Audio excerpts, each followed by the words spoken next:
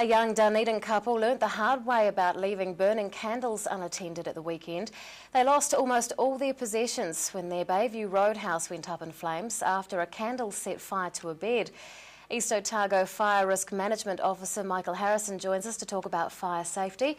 Good evening, Michael. Okay, Rebecca. Now, we know that candles can pose a risk in homes. What else should people be wary of? People should be very wary of having combustible material too close to their fireplaces or heaters. We talk about the metre heater rule, so any of that material you should have at least a metre away from your fireplace. What are some of the common household combustible materials? So you'd be looking at, especially this time of year in the winter, you'd be looking at clothing or towels that you put up near the fireplace to dry in the colder winter months. Also, we've seen firewood stacked around fireplaces, kindling paper, that kind of thing. Tell us what can happen when an open flame, like a candle, is left unattended. So, candle, open flame, can cause curtains to ignite if it's close to the curtains, or if it's a younger person's room posters on the wall.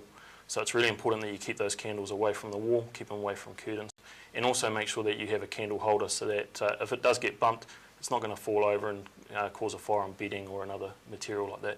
Winter is fast approaching. What else do we need to remind our viewers of? So this time of year we'd be looking at the disposal of ashes. Make sure you use a metal bucket, make sure you put some water in with the ashes as well, and make sure it's well clear of your house. Also, you'd be looking at keeping an eye on what you're cooking in your kitchen too. It's the leading cause of fire fatalities in New Zealand, so make sure that when you are frying in the kitchen that you keep a close eye on what you're doing. Got any tips for us for preventing fires? Yes, make sure that you don't overload your multi-boxes, especially with electric heaters. They're a very high draw item and they could cause your power box to overload. Also make sure that your chimneys